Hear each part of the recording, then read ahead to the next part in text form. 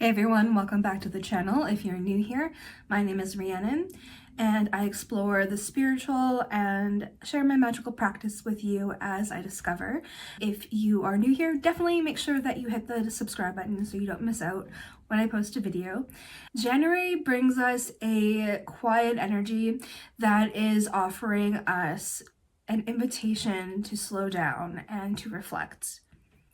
This is a month where we're asked to balance the old with the new and to retreat within ourselves to reflect on the past year and on how you'd like to grow and change in the year coming. The stars will guide us through this delicate dance as we nurture the seeds of intention for the year ahead. This is my very first installment of an ongoing series throughout the year where I'll be sharing with you the upcoming months astrological transits and the energies that they bring and how we can harness those energies in our witchcraft and spiritual practices towards gaining what we want in a much more effective way and have a little fun along the way. So each month I will be going over the transits as well as giving you custom advice and ideas on rituals you can utilize to manifest certain outcomes throughout the year. So January 1st to the 3rd, we have Mercury in retrograde in Capricorn.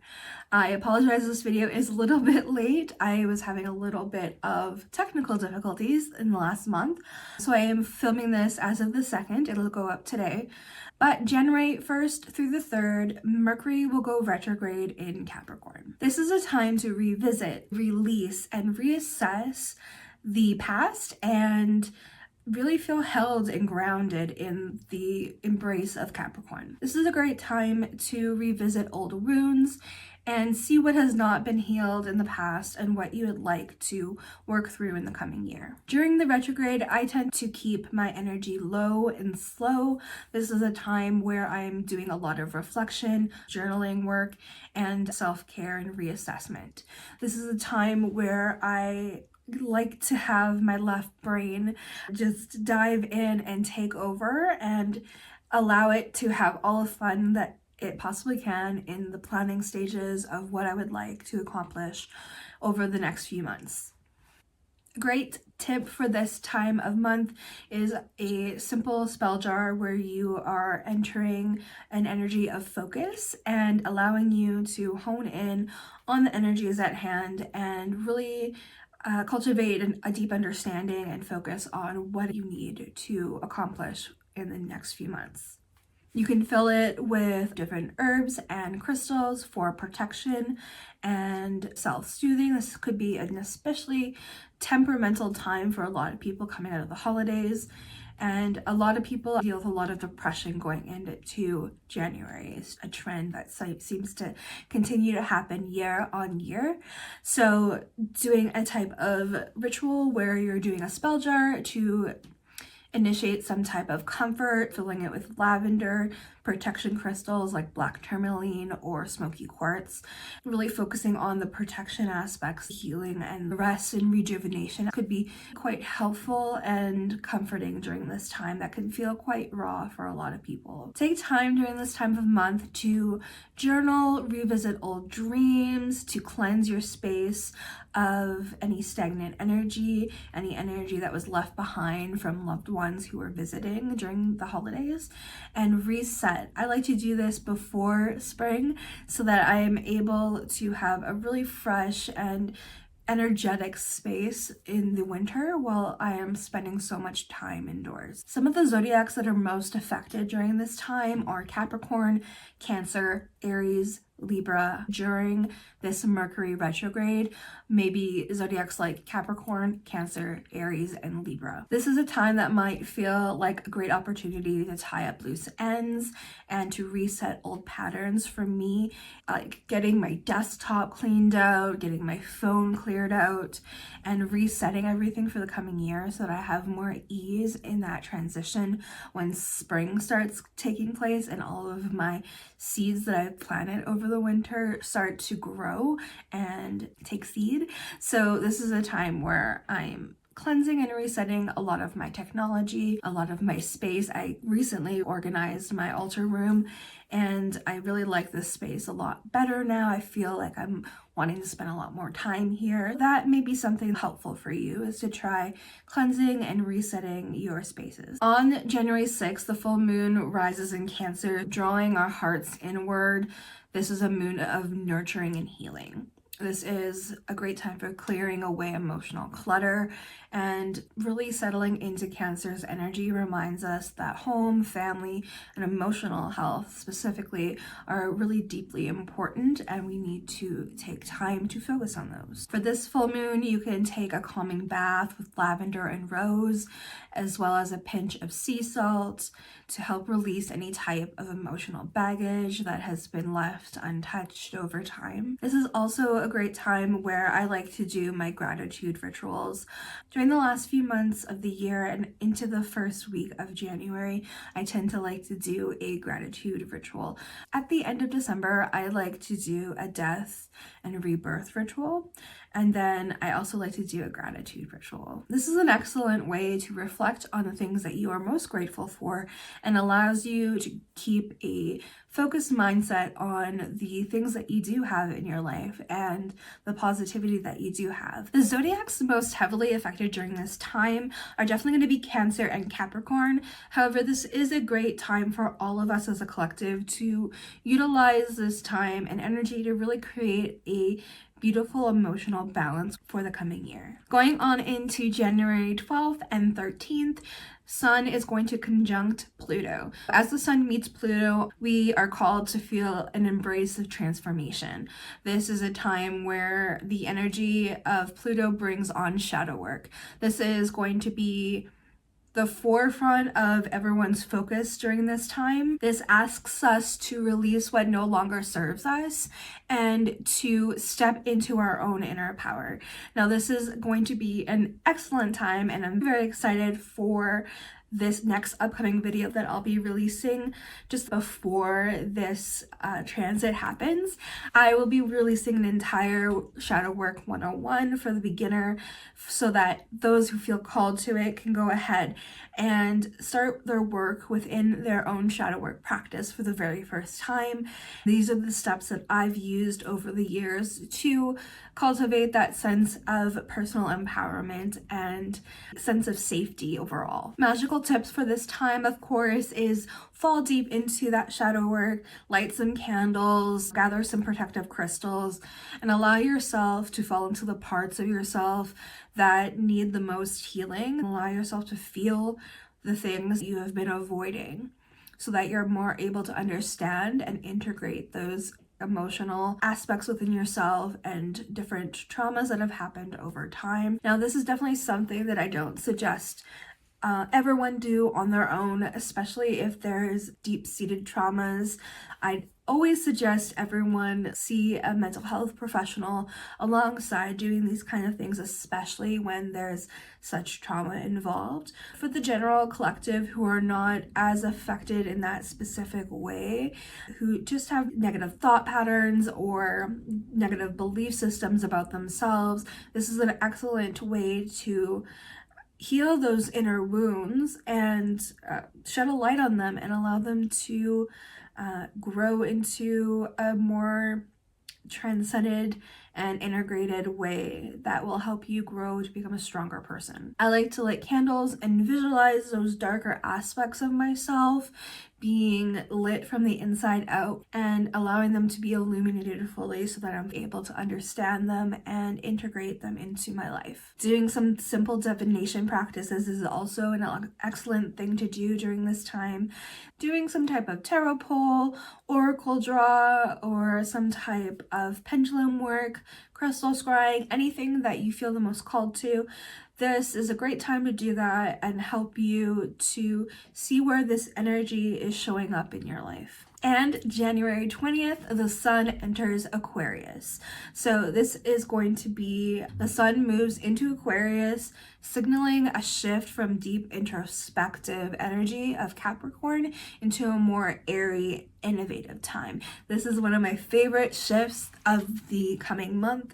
I love when we are shifting into the more air-like signs. That's definitely something that I thrive in. This energy asks us to really think outside of the box and embrace the different quirks and oddnesses of ourselves and own those things. It also asks us to remember that we are a part of a greater whole, and that should be a comforting energy to feel. Some magical things that you can do during this transit is any type of intentions focusing on technology. You can light a blue candle and write down a bold, unconventional dream that you would like to bring into this reality. Something that almost scares you to think about, that seems a little too big. Write that down, make a sigil, burn it in the candle, and let's bring that energy into this new year. Zodiac signs most affected during this transit are Aquarius, Leo, Taurus, and Scorpio.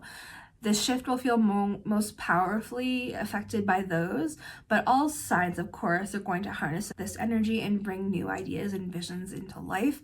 I'll be mentioning a few of these most affected energies, but don't feel like you're going to miss out if your sign is not mentioned. Everyone's going to enjoy these energies and experience them. It just may be on a more intense level for the ones that I list. Heading on into January 24th, we have the new moon in Aquarius. This is a time to set intentions for the year ahead. This is particularly great for projects or dreams that feel unique, innovative, or a little out of the ordinary. So this is my favorite time of the entire year, especially during this time heading on into the new moon. That energy of feeling of like it's a new release, it's a new beginning, it's a clean slate. I'm able to enliven the energy that I want to bring on into my life. This is so exciting. Some magical tips for this time are to gather all of your intentions, write them down onto a piece of paper, and you may want to bury these in your garden. This is something that I really enjoy doing. I literally plant the seeds of my manifestations into my earth in front of my home, and I plant seeds over top of them. As those seeds take the first glimpses of light, they are sending that energy off into the earthly realms and bringing it to me. This is one of my most favorite rituals of the year, where I'm able to mix the gardening and the manifestations that I love to do together within one practice. Some of the zodiac signs most affected during this time are definitely going to be Capricorn, Aries, and Libra. This conjunction will stir deep changes within them and urge them to confront inner workings within themselves that may have been left behind. A thing I like to do to help amplify this ritual is leave little quartz peaks or towers, very similar to my rose quartz, but they are clear quartz. And I leave them in my garden and make a little crystal grid to help amplify the energy I am wanting to manifest. The zodiac signs most affected during this time are definitely going to be Aquarius and Leo. This new moon will inspire them to think about the future and what they want to bring into their future. As we move through the month, some overall tips and magical practices that we could keep in mind are like staying grounded. Mercury retrograde and Pluto's transformation energies may stir up a lot of emotional currents. Working with grounding herbs in teas and tinctures, things like sage and cedar, and taking walks in nature, getting that vitamin D that we all need so desperately, especially in the Northern Hemisphere, especially here in Canada. We are all vitamin D deficient here, and year round we have to get that extra supplementary vitamin D. So taking walks in nature, earthing as much as possible whenever things warm up and you're able to get your feet on soil. I did that recently. I was able to get my feet onto some grass that was still actually green, which is kind of funny. This is a great time to do all of that. Things like nurturing your inner spirit. This is so important, especially during this time. Reaching out to loved ones and people that support you specifically, I think is so important if you're feeling like you're needing some type of support. as well as just nurturing yourself from the inside out. Things like taking baths, doing gua sha, and doing your self-love affirmations while you do gua sha. Like, that's one of my favorite things to do. Drink nourishing teas with an intention tied to them. And then honor your emotional body, you know, like really try to focus on seeing and feeling what you are feeling. So many people do not focus on what they are feeling. They are numb to their emotions because we are taught to ignore them, to overcome them, and put them away instead of feeling them and allowing them to integrate. We have to feel them to allow them to flow through us.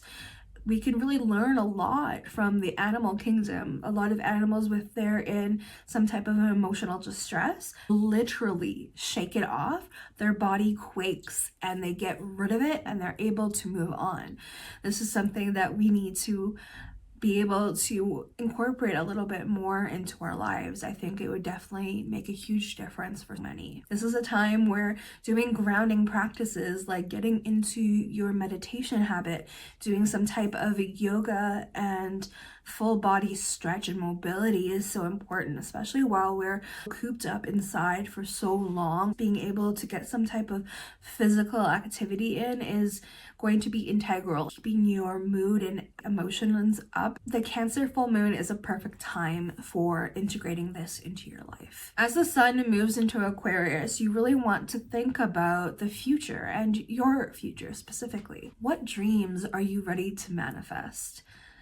You want to use Aquarius's energy to help innovate and set intentions that will push you outside your own personal boundaries and comfort zone. This is like my personal trainer of the spiritual world is the Aquarius energy. They get you to push past what you feel is your maximum peak of where you can go, and they guide you into something that's beyond what you could ever imagine. January is a month full of cosmic shifts and opportunities for inner reflection. Use these energies to reflect on the past year, release old emotional patterns, and set bold intentions for your future. This may be a month of transformation and growth. I'd love to know what you feel about January's energy going on into this month and how you plan to work with these energies. I'd love if you share your thoughts or your own personal magical practices down below that you like to do during this time of month. Let's get a conversation started. Let's get some creativity and energy flowing. I love to learn from you guys. If you enjoyed this video, please don't forget to like and subscribe, as well as share this video with other like-minded friends and family that would love. If you enjoyed this video, don't forget to like, subscribe, and hit the bell for more magic and astrology content. And please don't forget to share this video with others that you think would enjoy. And until next time, my friends, may your hearth be warm, your magic strong, and your path illuminated by the stars. I love you all so very much, and I hope you all stay wicked, and I'll see you in my next video.